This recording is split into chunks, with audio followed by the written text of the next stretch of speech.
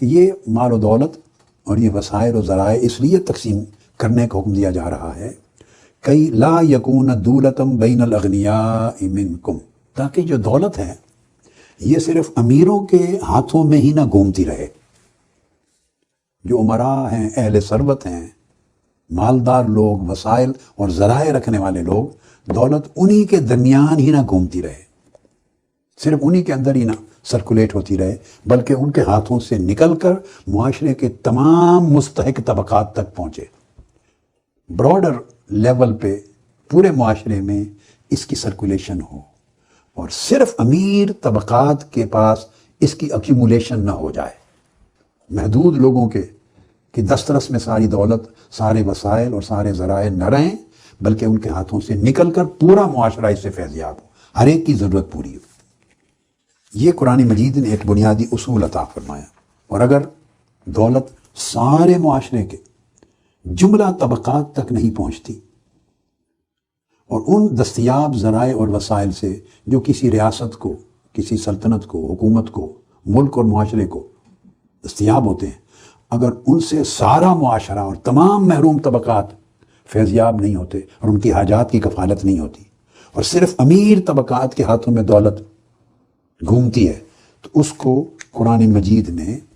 Accumulation of wealth کہا. اور یہ جو تکنیز ہے، یہ احتکار ہے دولت کا، اس کو حرام قرار دیا اللہ رب العزت نے. جو نظام ہمارے ملک میں چل رہا ہے یہ حرام ہے اللہ اور اللہ کے رسول کے احکام کی روشنی میں. یہ احتکار کا نظام ہے، تکنیز کا نظام ہے کہ دولت چند ہزار لوگوں کے ہاتھوں میں، یا کہہ لیجئے کہ معاشرے میں 2%، 5%، اب میں صحیح اعداد و شمار تو اس وقت اس پوزیشن میں نہیں کہ بیان کر سکوں، مگر 10% کہہ لیں، اور اگر چھوٹے درجے میں اور آ جائیں تو 20% کہہ لیں، تو 10 سے 20% لوگوں کے ہاتھوں میں بے تحاشا دولت گھومتی رہے اور انہی کی دولت کا مظاہرہ ہو، وہی سوسائٹی میں ٹرینڈ سیٹ کریں، اور باقی سوسائٹی کا 80% یا اس سے زائد حصہ اس دولت سے محروم رہے. تو اس کا حکم کیا ہے وہ سن لیں. اللہ رب العزت نے فرمایا، اعوذ باللہ من الشیطان الرجیم، والذین یکنزون الذہب والفضہ ولا ينفقونها فی سبیل اللہ فبشرہم بعذاب علیم. جو لوگ مال و دولت کو، سونے چاندی کو، سونا چاندی سمبولک ہے ورڈ، سونا چاندی یعنی مال و دولت کو کماتے ہیں، جمع کرتے ہیں، ڈھیر کرتے ہیں، ایکیومولیٹ کرتے ہیں، خزانہ بناتے ہیں، اور اللہ کی راہ میں خرچ نہیں کرتے. اور اللہ کی راہ سے مراد کیا تھا جو ذکر آیا، وَلِذِي الْقُرْبَى وَالْيَتَامَى وَالْمَسَاكِينِ وَابْنِ السَّبِيلِ، تمام ضرورت مند جو محروم ہیں اپنی بنیادی ضروریات سے. تو ایک طرف مال و دولت کا خزانہ جمع ہے چند ہاتھوں میں، اور اس سے عیاشیاں ہیں، اس سے حرام کاریاں ہو رہی ہیں، اس سے معاشرے میں غلط ٹرینڈ، رجحانات سیٹ کیے جا رہے ہیں، اور اس سے پورے معاشرے کے توازن کا قتل کیا جا رہا ہے. اور دوسری طرف یہ تمام حاجت مند طبقات اس سے محروم ہو کر اپنی اخلاقیات کا قتل کر رہے ہیں، اپنی غیرت کا قتل کر رہے ہیں، اپنے ایمان کا قتل کر رہے ہیں، احکام دینیہ کا قتل کر رہے ہیں. دونوں طرف ہلاکت ہے. ایک طرف ہلاکت ہے مال و دولت کی کثرت کے باعث، اور دوسری طرف ہلاکت ہے مال و دولت کی قلت اور محرومی کے باعث. یہ عدل اور اعتدال کے خلاف ہے، توازن کے خلاف ہے. تو مال و دولت اس لیے ہے کہ پورے معاشرے کا تکافل ہو، کفالت ہو، اور طبقات ایک دوسرے کے ساتھ معاون ہو، مدد کرے، گردش کرے دولت سوسائٹی میں، اس کا وسیع تر پیمانے پر گردش کا نظام ہو. اب یہ جو آیت کریمہ میں نے پڑھی اس لیے کہ آج کا موضوع میں سمجھا سکوں، اور یہ اخذ ہوتا ہے سورہ بنی اسرائیل کا مضمون جو چلا آ رہا ہے، اس میں آیت نمبر 26 سے 27 اور آیت نمبر 29 سے 31، یہ 5 آیتیں اسی تسلسل میں اس مضمون کو بیان کرتی ہیں، جس میں ارشاد فرمایا وَآتِ ذَا الْقُرْبَى، یہ سورہ الاسراء بنی اسرائیل، وَآتِ ذَا الْقُرْبَى حَقَّهُ وَالْمِسْكِينَ وَابْنَ السَّبِيلِ. یہ ارشاد فرمایا ہے اللہ رب العزت نے، وہاں تو حکم دیا نا کہ ذوی القربہ کو، یتامہ کو، مساکین کو، محتاجوں کو، ضرورت مندوں کو، سب کو دو، یعنی مال تقسیم کریں، ان کی زندگی میں معاشی توازن پیدا کریں، ان کی کفالت کریں. یہاں قرآن مجید نے لفظ استعمال کیا وَآتِ ذَا الْقُرْبَى حَقَّهُ وَالْمِسْكِينَ وَابْنَ السَّبِيلِ، کہ ان کو ان کا حق ادا کرو، ان کو ان کا حق ادا کرو۔ اب یاد رکھ لیں، حق اور احسان دو چیزوں میں فرق ہوتا ہے۔ احسان کرتے ہیں جب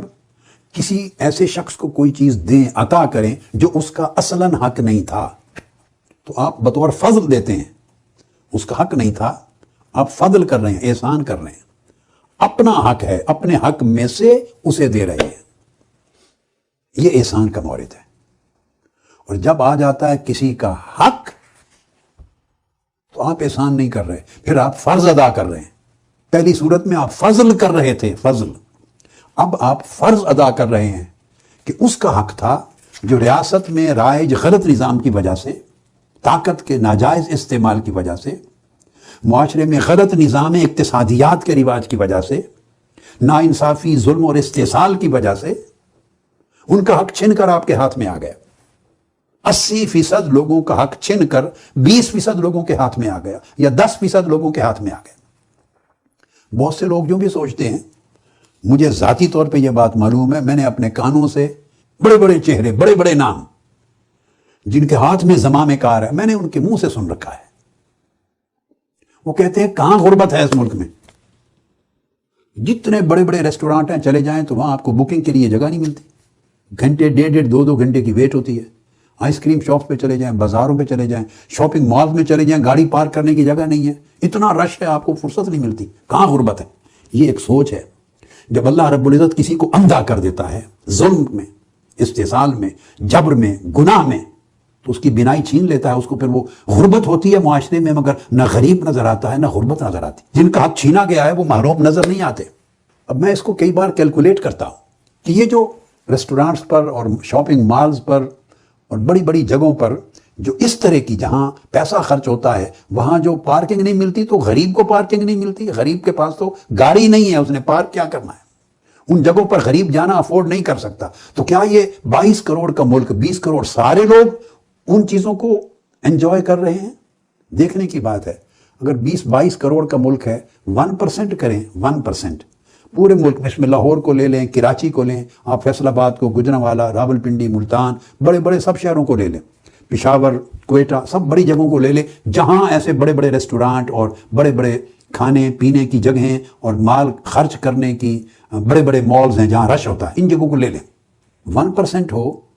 تو 22 کروڑ کے ملک میں 22 لاکھ بنتے ہیں، اسی طرح ہے جی، 1% ہو تو 22 لاکھ بنتے ہیں۔ اور اگر 10% ہوں جن کے ہاتھ میں مال و دولت کی کثرت ہے، 10%، تو 22 لاکھ کو ذرا ضرب دیں نا 10 سے، تو یہ بن جاتے ہیں 2 کروڑ 20 لاکھ۔ اب آپ کراچی سے پشاور تک اور کوئٹہ سے کشمیر، جہاں بھی بڑے بڑے شہر لینے ہیں تمام صوبوں کے، ان کے ایسے تمام ایریاز کو کیلکولیٹ کر لیں، اور ٹوٹل جن لوگوں کا رش نظر آتا ہے اور کہنے والے کہتے ہیں کہاں ہے غربت، اس میں ان لوگوں کو جمع کر لیں، تو میرا نہیں خیال کہ ٹوٹل اگر آپ جمع کریں گے ان کا عدد 2.25 کروڑ سے زیادہ بنے گا۔ وہ لوگ جو دکھائی دے رہے ہیں اور جن کی وجہ سے 20 کروڑ باقی نظر نہیں آ رہے، میرا خیال ہے، اگر میں غلطی نہیں کر رہا کیلکولیشن میں، تو ان تمام جگہوں پر پائے جانے والے افراد، وہ 2.25 کروڑ سے زیادہ ان کا عدد نہیں بنتا۔ تو 2.25 کروڑ کا مطلب یہ ہوا کہ کل 10% لوگ ہیں جن کو آپ دیکھتے ہیں رش کی صورت میں، اور رش کی صورت میں دیکھ کر کہتے ہیں کہ غربت کہاں ہے، یہاں تو جگہ نہیں ملتی بیٹھنے کی اور کھانے کے لیے بکنگ کروانے کی۔ وہ 2.25 کروڑ لوگ ہیں، 22 کروڑ کا ملک ہے، یہ چھوٹا سا ملک نہیں ہے۔ تو 2 کروڑ انجوائے کر رہے ہیں، 20 کروڑ غربت کی آگ میں جل رہے ہیں، 20 کروڑ، یہ 10%۔ تو پھر آپ اپر میڈل کلاس میں کچھ اور لوگ شامل کر لیں تو مجموعی طور پہ 20% پر جا پہنچتے ہیں جن کے پاس آسودگی کی زندگی ہے۔ تھوڑا اور اپر میڈل کلاس کو نیچے لے آئیں، ذرا بڑھا لیں تو 25% ہو جائیں گے جن کے پاس آسودگی کی زندگی ہے۔ مگر 70 سے 75% لوگ محرومی کی زندگی بسر کرتے ہیں، جن کی بنیادی ضروریات پوری نہیں ہوتی، بنیادی ضروریات، زندہ رہنے کی، حلال طریقے سے زندگی گزارنے کی، باعزت زندگی گزارنے کی، بچوں کو پڑھانے کی، گھر کا خرچہ، کرایہ، گروسری، بل، کپڑے، بچوں کی فیس، بلنگ جو ہے ساری ضروریات سفر حضر یہ جو بیسک نیسیسٹیز ہیں وہ پوری نہیں ہوتی. ایسا طبقہ جو ان بنیادی ضروریات سے محروم ہے اور نہایت مشکل میں ہے، اس کا عدد 70 یا 75% ہے.